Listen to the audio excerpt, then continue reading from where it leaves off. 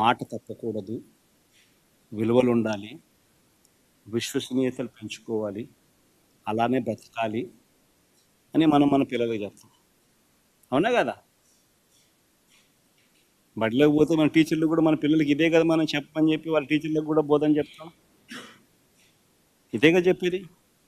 ఒక చంద్రబాబు నాయుడు అనే వ్యక్తి ఒక్కడు మాత్రమే తన కొడుకు దగ్గర నుంచి మొదలు పెడితే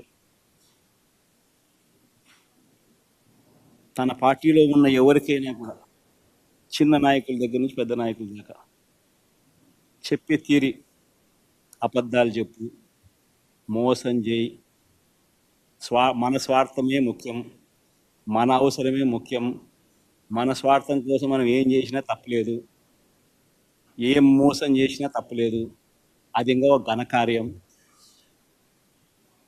అని చెప్పి నేర్పించే వ్యక్తి ఎవరైనా ఉన్నాడు ఈ ప్రపంచంలో అంటే చంద్రబాబు ఒకడు. వెన్నుపోట్లు పొడిచినా తప్పలేదు, సొంత మామనైనా పొడిచినా తప్పేం కాదు, ఎప్పుడైనా ఏ విషయంలో అయినా ఎప్పుడైనా మాట మార్చేసేయచ్చు. ఇవన్నీ చంద్రబాబు నాయుడు నేర్పిస్తారు. ఇవన్నీ కనిపిస్తూ ఉన్నాయి ఈరోజు మన రాష్ట్ర ప్రజలకు అందరికీ కూడా. ఈరోజు మొట్టమొదటిసారిగా రాష్ట్రానికి సంబంధించిన పరిస్థితి ఎలా ఉంది అంటే చంద్రబాబు నాయుడు గారు అనే వ్యక్తి మీద ఎంత నమ్మకం సన్నగిల్లిందంటే ఈ పెద్ద మనిషి డావోస్కి పోతే కనీసం ఒక్క ఎంఓయూ కూడా జరగలేదు అని అంటే, కనీసం ఒక్క ఎంఓయూ కూడా చేసుకోలేకపోయాడు అని అంటే రాష్ట్రానికి సంబంధించిన పలుకుబడి చంద్రబాబు నాయుడు గారి మీద ఉన్న అభిప్రాయం ఎలాంటిది అని చెప్పి చెప్పడానికి ఇది నిదర్శనం.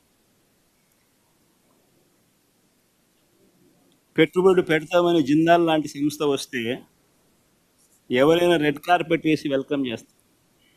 ఈయనేం చేసినాడు?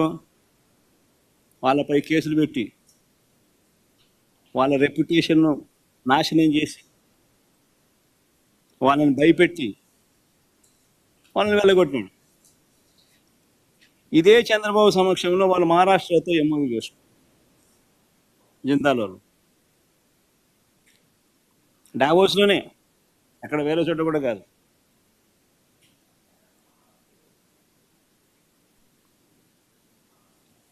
మన హయాంలో మన మోడీ గారి చేత చంద్రబాబు నాయుడు గారు ఏదో మీటింగ్ పిలిపించారు. అవన్నీ మన హయాంలో జరిగినట్టు. ఆ ఎన్టీపీసీ, ఆ బీపీసీఎల్ ప్రాజెక్టులు అన్నీ మన హయాంలో జరిగినట్టు. మళ్ళా ఆయన ఏదో కొత్తగా సాధించినట్టు తెచ్చినట్టు మళ్ళీ బిల్డప్. పోనీ అవకాశం ఉన్న చోట ఇప్పుడు ఈ మనిషి వల్లనే కదా ఆక్సిజన్ కేంద్ర ప్రభుత్వానికి వస్తుంది. పోనీ అవకాశం ఉన్న చోట చంద్రబాబు ఏదైనా ప్రభావం చూపుతున్నారా? అదైనా ఆలోచన చేద్దాం ఒకసారి. ఇటీవల కేంద్ర బడ్జెట్ చూస్తే రాష్ట్రానికి ప్రత్యేకంగా వచ్చింది ఏమీ లేదు. 12 మంది ఎంపీలు ఉన్న బీహార్లో జేడీయూ పార్టీ వాళ్ళు ఏమేమి సంపాదించుకున్నారు? బీహార్కు మకానా బోర్డు, బీహార్కు national institute of food technology, బీహార్కు కోసి వెస్టర్న్ కెనాల్ ఆర్థిక సహాయం, ఒక ఎయిర్పోర్ట్, గ్రీన్ఫీల్డ్ ఎయిర్పోర్ట్, ఒక ఎయిర్పోర్ట్ డెవలప్మెంట్, బ్రౌన్ఫీల్డ్ ఎయిర్పోర్ట్, మరో 4 కొత్త ఎయిర్పోర్ట్ల నిర్మాణం, పాట్నా ఐఐటి ఆధునీకరణ, ఇలాంటి ప్రాజెక్టులన్నీ ఈ రాష్ట్రానికి వచ్చాయి. మరి చంద్రబాబు నాయుడు గారు ఏం సాధించినారు? సాధించకపోగా ఉన్న పోలవరం ప్రాజెక్టును నాశనం చేశారు. ఇది పోలవరానికి సంబంధించి డిమాండ్ ఫర్ గ్రాంట్స్లో బడ్జెట్ డాక్యుమెంట్లో ఉన్న copy.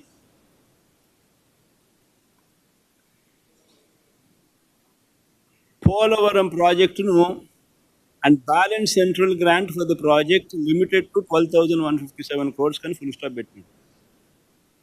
Revised cost for completion of the Polavaram irrigation project with water storage up to 41.15 meters.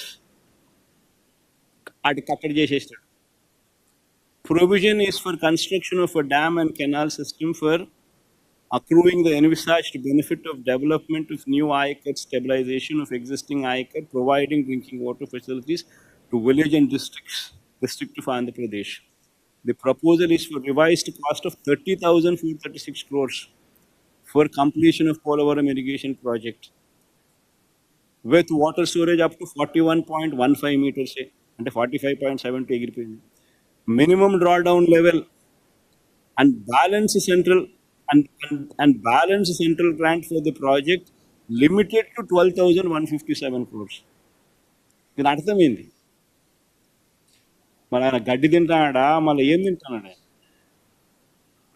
ఈ మాదిరిగా కేంద్ర బడ్జెట్ డాక్యుమెంట్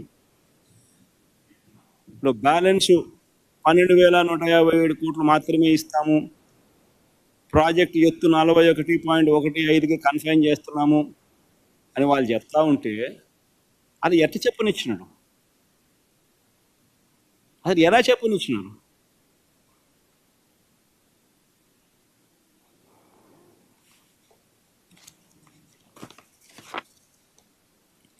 మరి ఇది విధ్వంసం కాదని అడుగుతా ఉన్నా.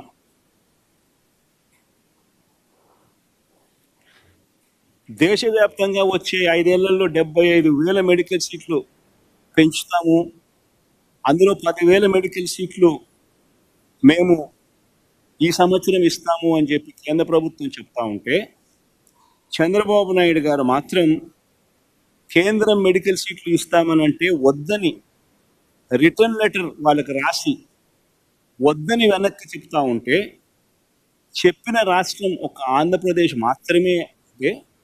మరి ఈ మనిషి ఏం సాధిస్తా ఉన్నాడు? ఇది విధ్వంసం కాదా అని అడుగుతా ఉన్నా. భావితరాలకు మంచి చేసే మెడికల్ కాలేజీల సీట్లు మ్యాక్సిమం ఎన్ని వస్తాయో మన రాష్ట్రానికి తెచ్చుకుని ఎంతమందిని డాక్టర్లను చేయగలిగితే ఎంతమంది డాక్టర్లను చేయాలని తాపత్రయపడకుండా వాళ్ళు సీట్లు ఇస్తాము, దేశం మొత్తం మీద 75,000 సీట్లు ఇస్తాము 5 ఏళ్లలో, ఈ సంవత్సరం 10,000 సీట్లు ఇస్తామని చెప్తా ఉంటే, మా రాష్ట్రానికి సీట్లు అవసరం లేదు అని చెప్పి లేఖ రాస్తా ఉంటే, ఇది ఇంతకన్నా విధ్వంసం ఏదైనా ఉంటుందా అని అడుగుతాం. పిల్లల జీవితాలతో 9 నెలలు చంద్రబాబు గారి ప్రభుత్వం చేసిన విధ్వంసాలు నిజంగా ఇన్ని కావు. నేను చదువుతా ఒకసారి. ఈ 9 నెలల్లో చంద్రబాబు నాయుడు గారు ఎన్నెన్ని విధ్వంసాలు చేశారో ఒకసారి మీరందరికీ కూడా ఆలోచన చేయమని కోరుతా ఉన్నా. పిల్లల్ని బడులకు పంపేలా తల్లులను మోటివేట్ చేస్తూ తీసుకువచ్చిన అమ్మఒడి పథకం ఆపేశారు. ఇది విధ్వంసం కాదా? స్కూళ్ళల్లో నాడు నేడు పనులు నిలిపేశారు. ఇది విధ్వంసం కాదా? ఇంగ్లీష్ మీడియంను, సిబిఎస్ఈని, అక్కడి నుంచి ఐబీ దాకా ప్రయాణాన్ని, 3వ తరగతి నుంచి టోఫుల్ క్లాసులను తీసేశారు. పిల్లలను ప్రపంచ స్థాయి విద్యకు దూరం చేశారు. మరి ఇది విధ్వంసం కాదా? 8వ తరగతి